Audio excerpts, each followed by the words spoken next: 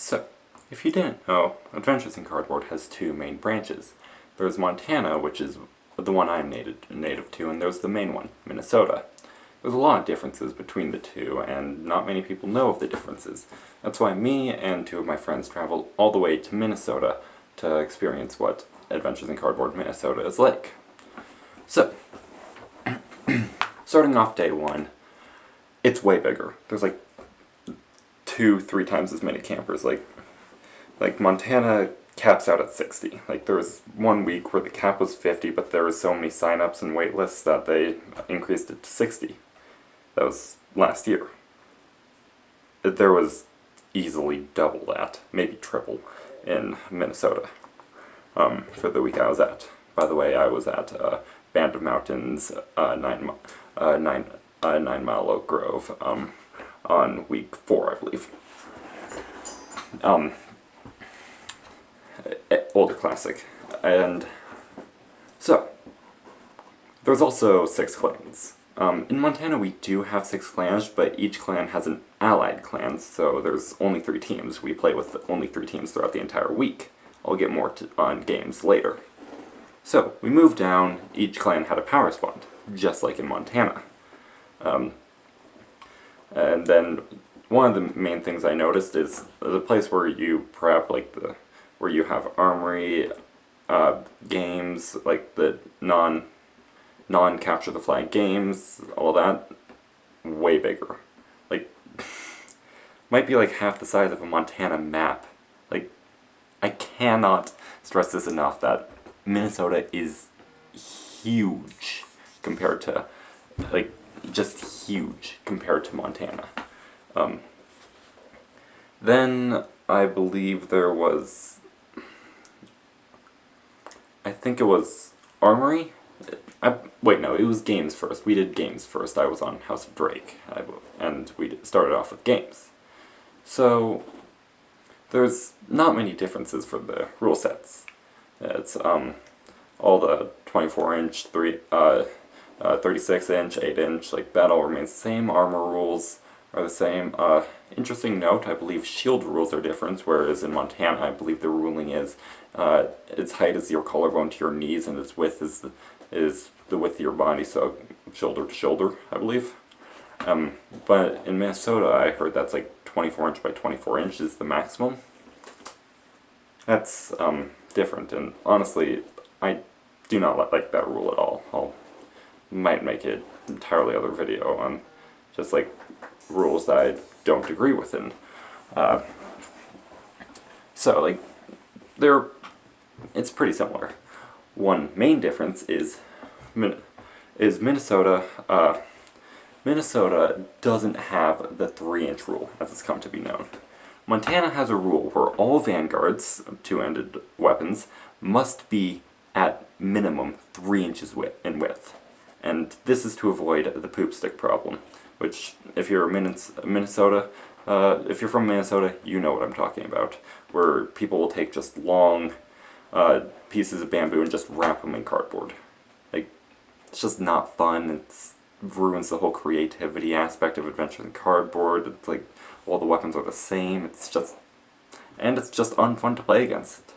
So, in Montana, we have way more diversity on like the weapons that people use. So, with like more like wide or long swords rather than a bunch of rapiers running around. Rapiers or katanas. A lot of katanas. A game we played was like flag ball, I believe, where there was 2 teams and they were trying to get a flag from into an opponent's cone. We actually won that because of my friend Milo, who also came from Montana, although there was 2 Milos, so that got confusing. Although there was no name duel, disappointingly. Milo actually did win it by scoring us the point. That was pretty fun. I'm not sure if we played Killmeister or not, but those were the main differences for Monday games. Then moving on to Armory was next. So Armory, it's Armory. There's not much variation. Although electrical tape, or the blue tape, we don't have that in Montana. We also don't have a shortage on regular tape like there was at Minnesota, although that's more of a circumstantial thing, so not a true difference. And something that, this is probably just something with like, I was at older classic, so this might be the same with like theatrical and tactical and other older classical weeks, possibly of the same band, where campers, if they could prove to the counselors that they could safely use a stapler, they're allowed to use a stapler. Like, that's actually the first time I used a stapler. And now I have a stapler, so yeah, that kind of set me up for success, and now I'm working on a whole new set of armor. Like, it's kind of spiraled from there, so I approve of that. I approve, because like, I've heard counselors mention, like, both in Montana and Minnesota, that staplers aren't unsafe, they're just hard to use and jam easily. Which is true. Very true. Templates. Minnesota's templates are, most of them are different. We do share some templates, because, like, when Montana was created, they brought a lot of templates and, like, ideas from Minnesota. So, like, we have the Arkin, so there's like an Arkin template that we have. A template, so funny story, a template that we did have, but we no longer have. It's like a longsword, I believe it just has longsword written on it. It's very classic, like, Crusader style sword. So, that was one of the ones that was brought to Montana. And then it was made by this camper named Kate. There was actually 2 campers named Kate. It's a whole thing. So, this camper named Kate earned the nickname Killmeister Kate, because she won Killmeister first try. This was year 1 Adventures in Cardboard Montana. Like, nobody has ever heard of Adventures in Cardboard before, and she just built a longsword and won Killmeister. Yeah. So like, that template was one of the most popular templates. I used its blade to create a weapon that's like a sword with an axe crossguard and a sword with a dragon wrapped around it, the hilt.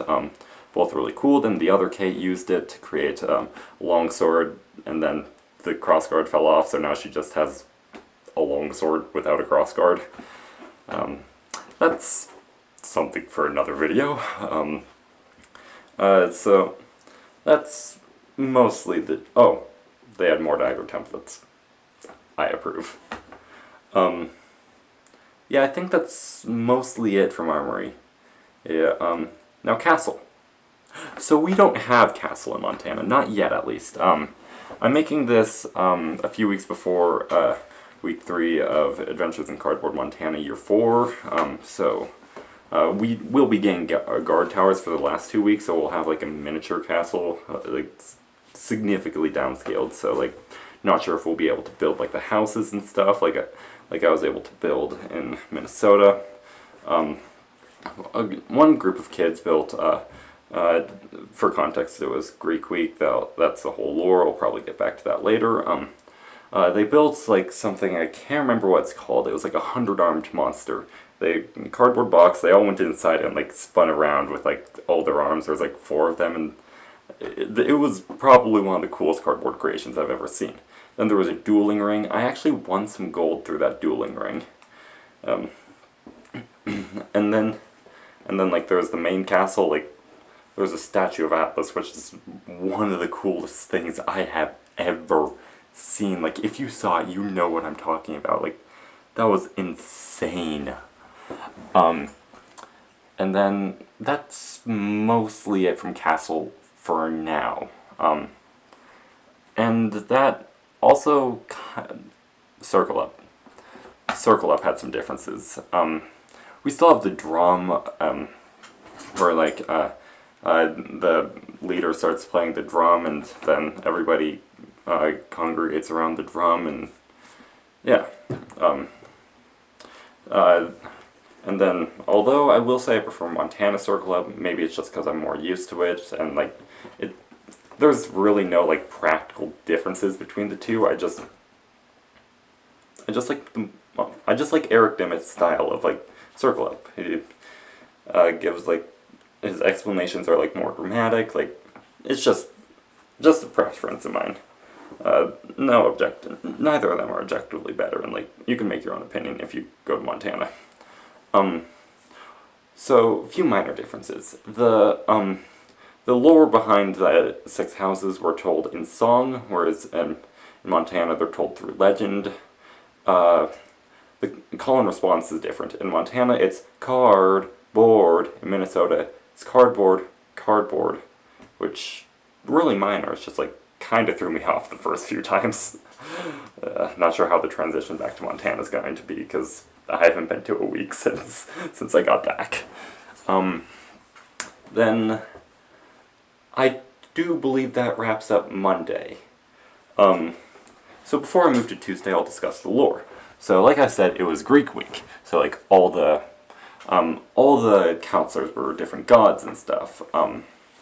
And it's a very simple little story. There was like this whole thing with Demeter, the goddess Demeter, and Hades. They wanted to get a divorce.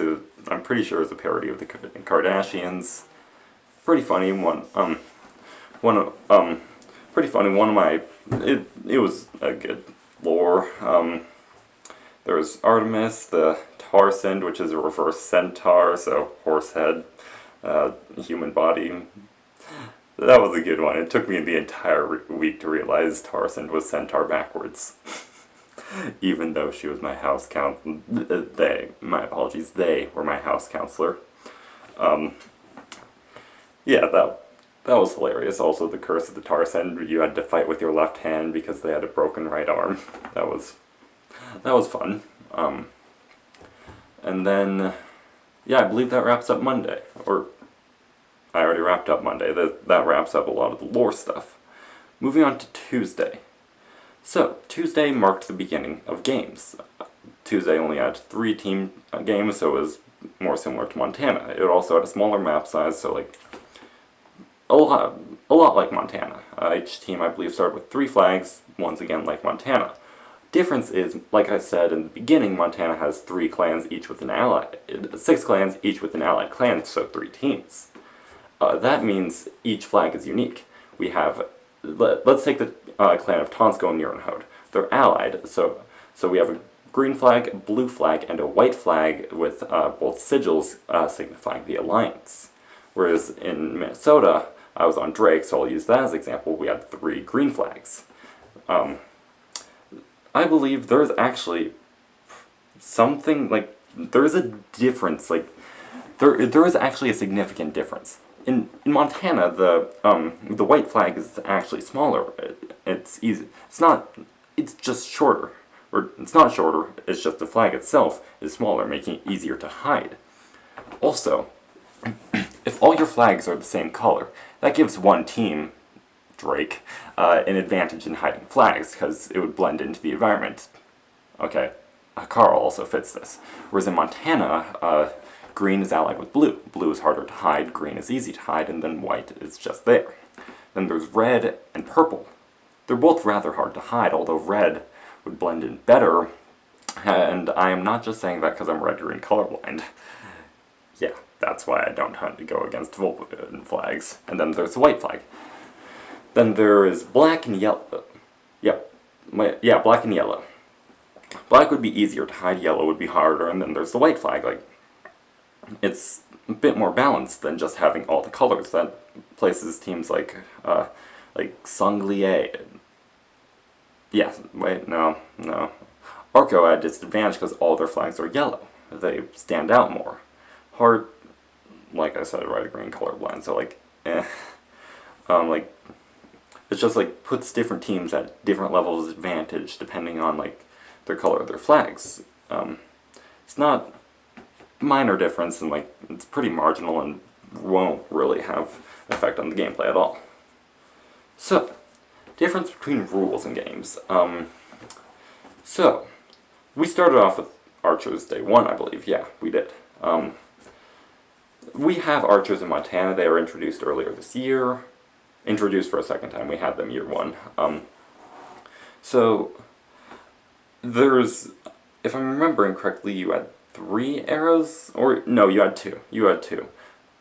But, something Montana bows have on Minnesota bows. They have clips you could attach the arrows to, so you could just unclip, shoot.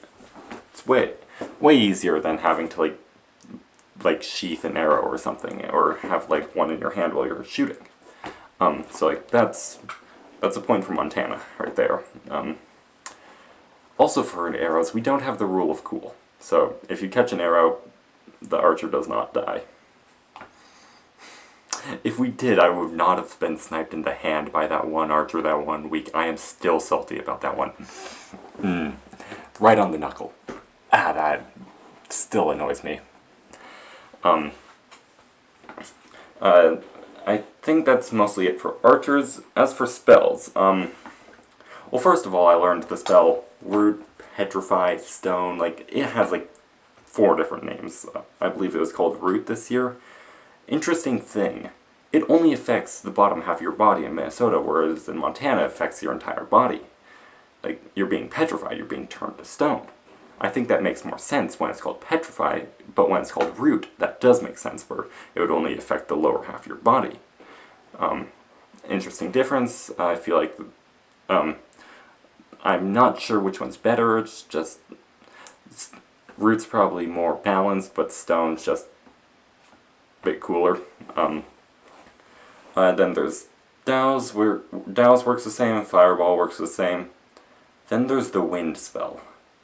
It was called Wind in Minnesota. It's called Gust in Montana. I've also heard other people from Minnesota call it Gust. It's a completely different spell. I'm going to say it, like, we don't have that spell. In Minnesota, you hold up the mana ball, well, you call out Gust, and then you turn into the wind and can just walk past. Whereas in Montana, you throw the mana ball, if it hits someone, they have to, like, walk, like, 15 steps backwards, like they're being blown away in the wind. Honestly, I think the Montanan in wind spell makes more sense, because you're, like, launching a gust of wind. Just a note. So that's mana, the Defender. I'm not sure if this is always or just banned or something, but there was different, there was an NPC that had 2 shields. If you kill the NPC with 2 shields, you have to use the 2 shields, and like, it continues where if you die, you pass on to the 2 shields to the person that killed you. It's just pretty cool. Just a pretty cool concept. The map continued to expand over the course of the week. Just a note. As for the actual map, it's way denser, way more forested than even the newly added Fairgrounds map in Montana, which, it's very forested. Like, it's something else. Like, the map for Minnesota just way better than Montana. Is there anything else for Monday games? Yeah, not yet. I'll probably go on my rant about the Minnesota meta later on, so later on. After that, we went to lunch, I believe. It's lunch. And like in Montana, I believe it's split into 2 parts, which is done for legal reasons, so the workers can take their legally required 15-minute break. So yeah, so it's lunch. There was split into games. There was paper mache. Like, it's just lunch. Then there's Follow Your Bliss. There was a game of Killmeister. I believe there was games of Killmeister.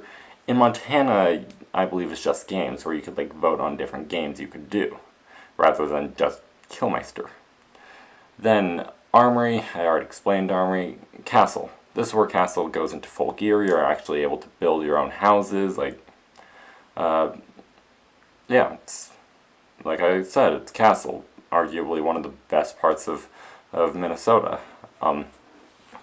Now, moving on to Wednesday, a lot like Tuesday. Although we did finally, wait, I might be lying. No, yep. We did finally play with all 6 clans. It was, am I lying? Okay. I'll get back to that. So like, all 6 clans we played, wow, wait, yes, no. Wednesday was the day that we missed because there was too much smoke.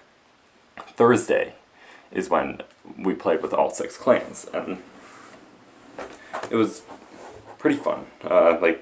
Honestly, I prefer having 6 clans. Like, it's chaotic and I love it. You're, like... Honestly, I think the only thing stopping Montana from having 6-way capture the flag is a lack of campers and not having a large enough map. Like, the maps we have, like, they're tiny compared to Minnesota. Like, if you go onto Google Earth and search JFK map East Helena, or JFK Park East Helena, that's one of the maps we play on. It's pretty small compared to Oak Grove on 9 Mile Park in Minnesota, which it's also way more flat. Then there's the fairgrounds, which has like a bit more forested, a bit more grass. It's closer to a Minnesota park. Then there's also Nature Park, which I haven't played on yet. I do know that's where the first Tactical Week of Montana was hosted. Montana doesn't have Tactical or Theatrical Weeks yet. Well, we got our first Tactical, like, more of half week this year, and we'll probably get Theatrical Weeks next year. So, that's that. Relics. There's a completely different set of relics. Montana, like, there's the Blade of Ryko, which is, you know, it's the Blade of Ryko. I've heard it's kind of infamous. We have an equivalent. It's called the Wolfbert. It cuts through shields and armor, and you have to wield it with its sheath. Although it's not as feared in Montana because not as many people use armor or shields. Like, at this point, it's just an anti-me device. Same with a relic that nullifies armor. That's a fun relic. And then, yeah, a lot of the like the Ghost Helm, the Fox Mask, I started noticing that a lot of relics had equivalents in Montana. Like, they have the same, if not very similar, abilities in both branches. Just different names and different shapes. Like, makes sense, because, like, if it's not broke, don't fix it. That, also, I feel like there's way less trail characters. It's possible the map was just larger, so I was encountering them less, but, like, in Montana, like, almost all of the counselors, CITs, JCs, they're playing trail characters, or, there's a lot more trail characters. Like, there's been several weeks where there's literally been a final boss. Like, one of my favorite weeks in the entire year, just like in the entire history of Montana, there was a trail character named Brunak, where his goal was to destroy all the relics. And he actually got his hand on the snakebite daggers, which are the Montana equivalent to the twin daggers. And he turned them into, he was wielding them as in his final boss form, and had like this giant war tog. He was on the clan of I always forget the name of this. It was Rorgar. On the clan of Rorgar, so he had a giant warthog. So yeah, and by the end of the camp, by Friday we rallied the entire camp, every single camper. Well, most of the campers. Looking at you, Brayden. I know you're watching this. We're attacking Brunak, trying to kill him. And I can't remember how we killed him, but we found a way. Like, there's literally a video of me on the Montana Instagram. Like, I am appearing in my old armor. It's like neon. It's like light blue. Like, if you saw my arm bracers in Minnesota, like, it's that color, and it's those bracers. I'm running from them because I was killed, probably by you, Brayden. Like, it was just fun, and I feel like I kind of prefer how Montana Classical has those trail characters in this more like exploration. It's just more of an immersive world rather than just a giant game of capture the flag. Once again, saving my rant about the meta for later. Friday. Like everything, it saw the conclusion of like different arcs, like a lot of things. There was a run for president. It It wasn't Otto that won. There was a camper named Otto that kind of rose to power as the god of everything. Because my character is like canonically a god slayer, that was it's kind of perfect. Oh, I also tied for first place in a philosophy battle that was being hosted by, was it Demeter? I don't think it was Demeter. No, it was the other Sadie. There was two Sadies, and yeah, one of them. I can't. Yeah, no, it was the other Sadie. Yeah, so not the goddess Demeter, the other Sadie that was there. Hosted a philosophy battle, where it's exactly what it sounds like. We had to battle over, like we had to try and answer the question, why do we respawn? I gave this whole explanation about having an unfinished purpose, and the other person that tied for first, I think Ben was his name, had this whole like in-universe explanation, and like after I heard that, I tied mine into in-universe, and like it was this whole thing. I brought up the concept of how do people in Midgard respond? What is the definition of we? It was a lot of fun. I believe I got like 5 gold out of it. On that note, gold. I heard Anna and Eric, like, don't take my word for this. I heard it from somebody who heard it from Anna and Eric, so like there was a bit of hearsay. They've sworn against gold, so like we probably won't have an economy like there's in Minnesota. This might be a good thing, might be a bad thing. I don't know, haven't had castle without an economy, so who knows. Might make an update video comparing the two castles. And then, yeah, I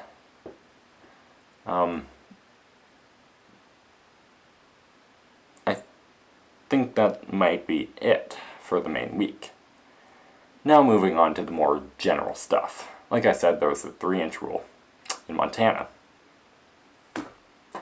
You need to do something like similar to that in Minnesota. So one thing I noticed, before I get into this, there was the castle siege, which was a lot of fun. I really hope Montana gets it. Like, and to the Montana campers watching this, castle siege is where like a bunch of the top 2 winning clans are placed in the castle, and the remaining clans have to try and rush them to place a flag on top of the castle to win. We lost badly. I was on the losing. I was one of the people rushing it. We lost like badly. Like nobody pushed. Like just wasn't. Anyway, back to the actual general discussion. The meta. So, like I said, a lot of katanas, like a lot like this. Don't ask why I have a katana just sitting there. So there was a lot of katanas, like they were super thin, dexterous. Oh, they were actually a lot like this one, where it's just a handle, blade, square, a square crossguard. Kind of the bare minimum you could do for a sword, by not just taking bamboo, wrapping it in cardboard, and then adding 2 strips of cardboard to a define in the handle, which a kid did. That kid was probably the most infamous kid in the entire camp. Yeah, just like, and then it just wasn't fun to play against. He would stick out a sword, move it around, and try and get you by like avoiding your weapon entirely. It's a valid strategy, but this is a classical week, meaning there's a bunch of theatrical players, and like, just felt like it was being used to kill farm. Like, I'm not saying like, it's just like, my proposed solution to this is add a like 2-inch, 3-inch rule experiment with like a 2-inch, 3-inch rule. I heard that like Storms did this, and a lot of older campers wanted to grandfather in their poop sticks. Yeah. Never thought the grandfather clause would come back to bite us this badly. So my proposed solution is add another clause to the grandfather clause stating, like, stating for a weapon to be grandfathered, like, I had this worked out at some point. You add a rule that's added for fairness and the fun of the campers, and for this rule, any weapon that defies this rule becomes illegal, no matter if it was made before or after the creation of the rule. But this would only affect classic weeks, so classic or older classic, nothing else. Theatrical doesn't have weapons, so like, we don't even need to discuss it, but the weapons would still be games legal for tactical. So you're not just making a person's weapon like completely useless, even though it looks like they spent like 15 minutes on it.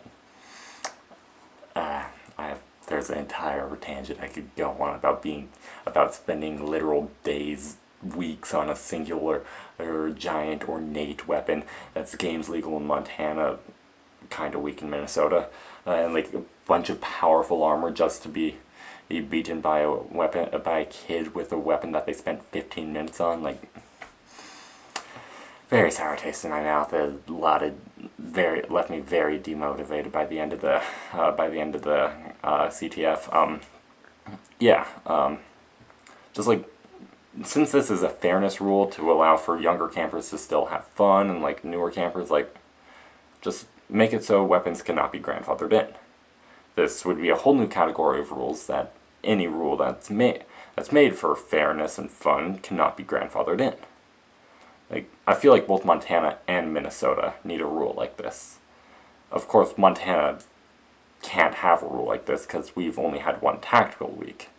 So, like, once we get more tactical weeks, and there's, like, a divide between the campers, between, like, theatrical, tactical, and classical. So, like, these weapons would be illegal in classical, but legal in tactical. Like, there's this one... Not even sure if I'm allowed to say the name of it, because it's a barely camp legal pun. It's called the Big Sword, but there's a hyphen between between the S and the rest of sword. Like, I'll let you piece together the rest.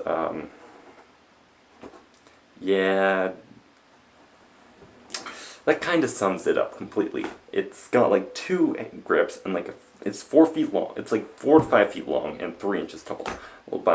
And completely exploits the no width limit. And whenever a rule is tried to made to counter it, it gets grandfathered in.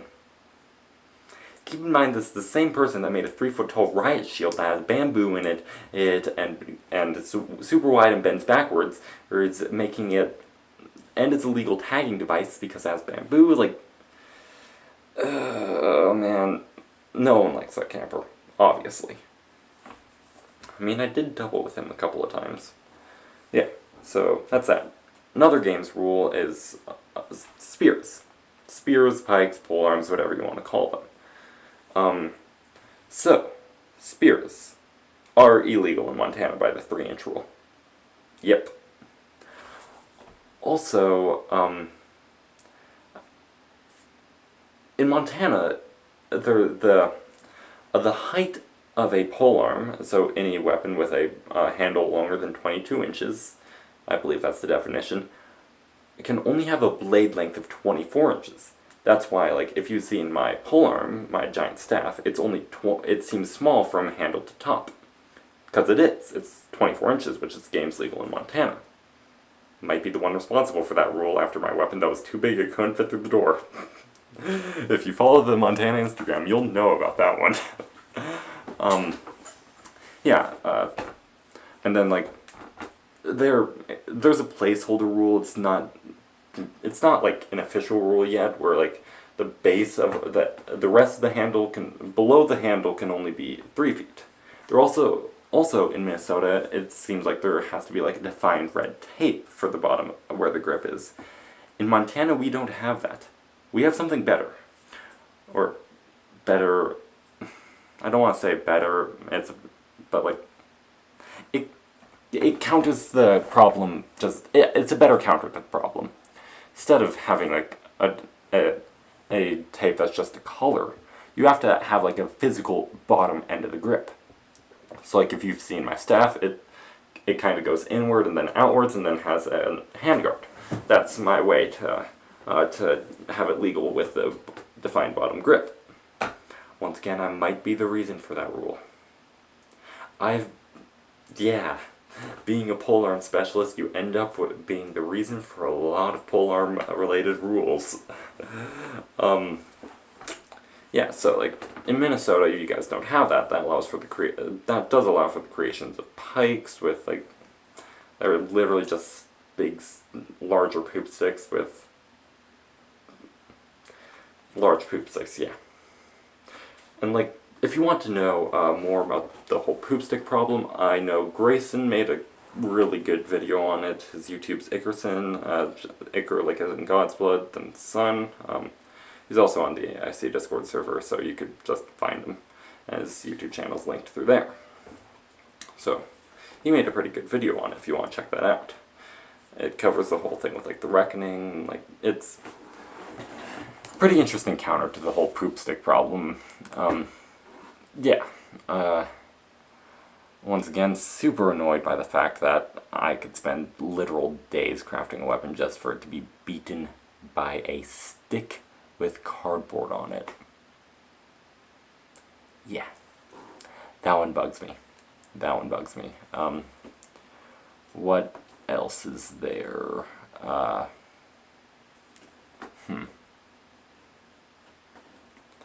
That's all I could think of off the top of my head. Yeah, that might be it. There's probably a lot more like minor differences between like how it works, and there's definitely more like minor differences. So as for my closing thoughts, I believe people from Minnesota should like if they have like campers from Minnesota, if they have the time, money, and willing to put in the effort, they should come to Montana. Like witness how we do things here in Montana. Like I do believe there should be more cross compatibility between Minnesota and Montana. And like personally, I really prefer the way how Montana is done, which there's several reasons. I'm more used to the directors like Eric Dimmitt. I just prefer his style of running things and the rules like. When Montana was created, it was learning from the aspects of Minnesota that made it like less fun for different campers. That's how we got the 3-inch rule and among other rules. So like that just makes Montana feel a bit more refined, like a bit flattened out, a bit better. Whereas Minnesota, it's the original. It doesn't have the ability to. It does have the ability to take its own problems and flaws and make them better. It's just like due to the grandfather rule, like it's harder to like enforce them. Another thing I prefer is in Montana, it's still small. Everybody knows who the two directors are, Anna Lund and Eric Dimmitt. Like everybody knows them, and like everybody could just ask them like a question. Like Eric is at the very top. Eric and Anna are at like the very top. Whereas, and everybody who goes to Adventures in Cardboard knows everybody who goes to Adventures in Cardboard. In Montana, I don't mean to brag or anything, but I've kind of become a local celebrity where like I look like a CIT or counselor or something of the sorts where I'm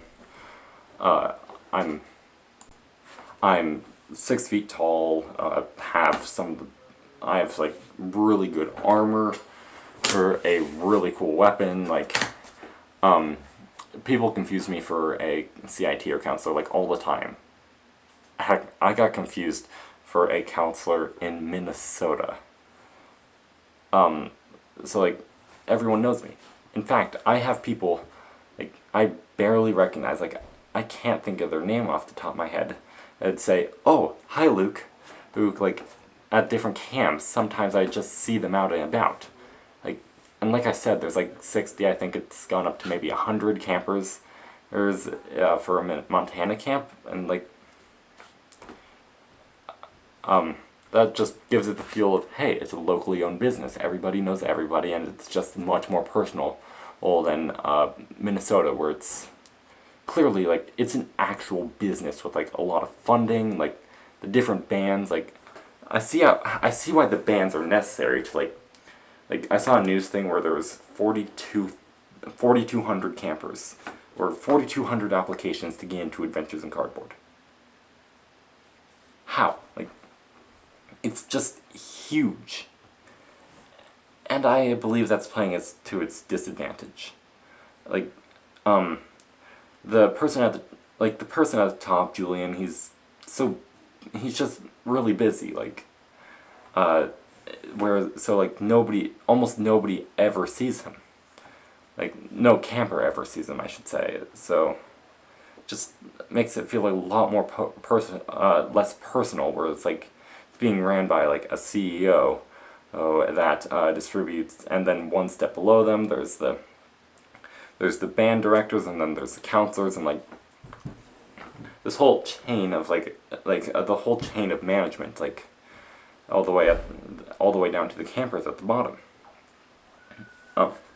It just makes it feel less personal, where you don't know everybody. There's so much you don't know about the camp, so it's hard for like one person to become, hey, this camper's really good at doing this, or this camper knows a lot about it. It's just harder, and it's just too big for its own good. It's just a bit less fun when it's, or not fun, just a bit less, like I said, like how Montana's like so personal and everybody knows everybody. It's one of like the key reasons, like one of the number one reasons I prefer Montana. Oh yeah, something I forgot is the Montana, telling you guys the Montana meta. So like I said, the Minnesota meta, you guys know it. There's a little bit of armor. There are long, thin vanguards, the occasional sword shield, like, yeah. Then there's Montana. The Montana meta is like, it's weird. Like, starting off year one, there was Eric Dimmitt, his specialty is sword axe. And people saw that, and people saw that it was unkillable. That will come back later. The main influence was Kate, who I mentioned earlier, one Killmeister. So everybody wanted to copy her strategy, including myself. So we all built longswords. Yeah. We started off with the Vanguard meta. I mean, there's the occasional short sword. My first weapon I ever built was a short sword. And maybe one of the first swords ever built was a short sword. There's a lot of other like cool creations, like this giant anime sword that's like, it was not games legal, it was just giant and really cool. There was a double-bladed scythe, a round weapon that looked like the sun that I believe was like banned immediately and then donated to the Holter, where Montana AICs ran out of. Like, oh man, there was easily some of the best creations in all, like, just I've ever seen. Like, it was really cool. Armor was made here and there, arrows were there, and so like, it was a Vanguard dominated meta. The best was determined by Kate, who won Killmeister and ran with the flag from one side of the map to the other side of the map. Very unimpressive now, but back then it was wild. It's lived on in legend as the Great Kate Dash, or the Great Kate Rush, or something like that. Like, it was a legendary event for us year one campers. It was, yeah. Then year two came around. Year two is kind of a blur, but if I'm remembering correctly, people realized, hey, Eric's unkillable. And looking at him, he's using his axe to grapple the longsword and hit them with his sword. What if we did that?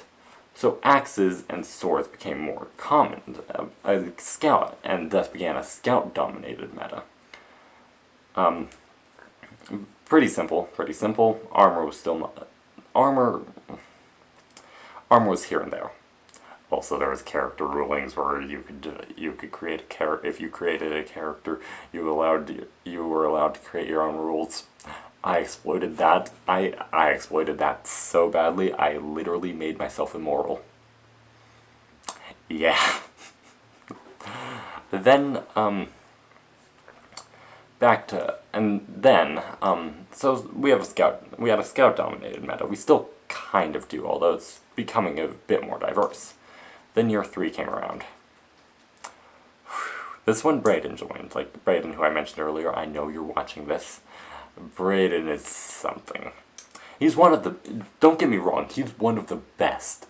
But not for the reason you would think. He's a scout. He uses an axe and or a cleaver specifically, and a sword. And like he grapples and then hits. It's pretty simple. Well, then he decided he didn't want to play against armor, and because like he is okay, to put this in D&D terms, he has a nat 20 in charisma. He convinced an entire generation of younger campers that armor was useless. Keep in mind, I was making my first attempt to add a full suit of armor. In hindsight, it was pretty awful, but hey, it was my first time. And he just... People are telling me, why are you making armor? Armor's useless. Oh man. So armor was considered to be useless.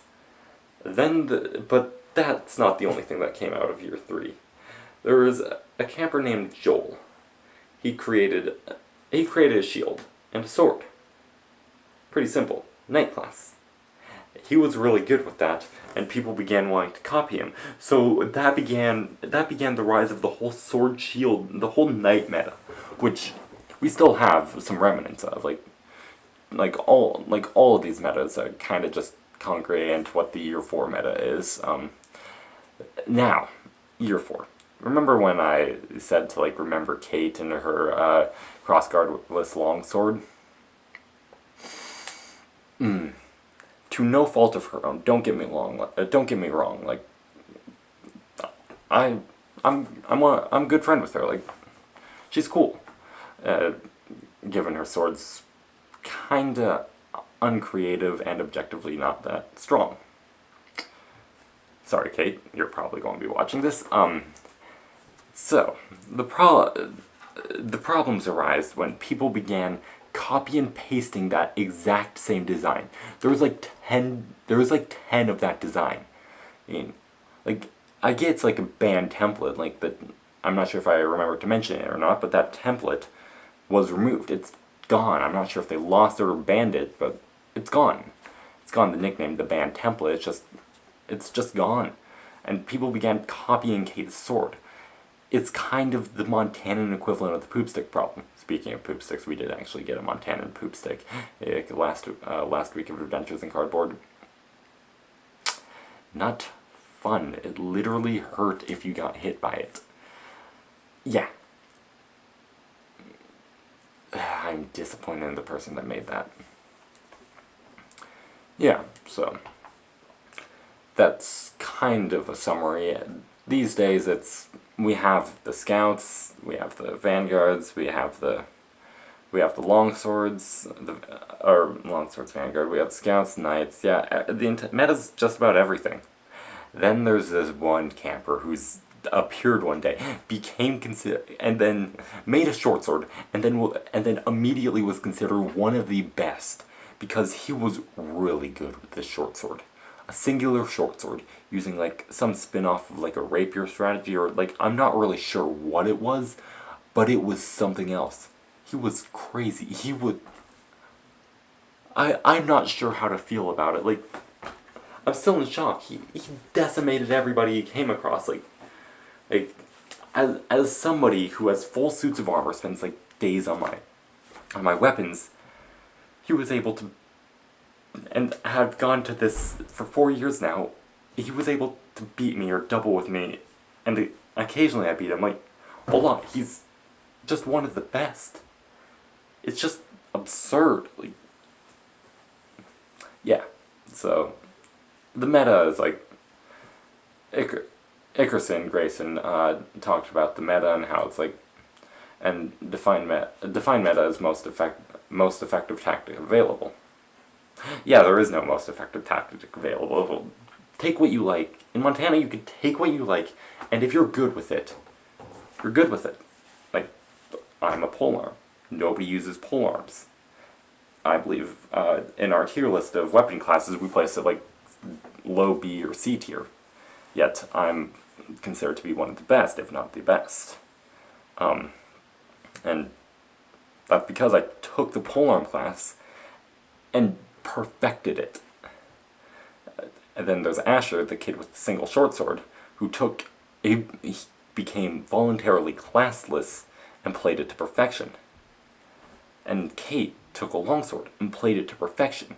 So instead of like Minnesota, where all the best players are using rapiers or katanas, you could kind of just take what you like and like perfect it. It's very simple. So, yeah, that's a lot. That's basically all that I have to say. It's at its core, it's still Adventures in Cardboard. I also got a tour of the headquarters, like the fire station. Pretty cool. They have swords. Also got tips and tricks on how to make armor. Well, that's that. I'll probably start actually making Adventures in Cardboard related videos now. See ya.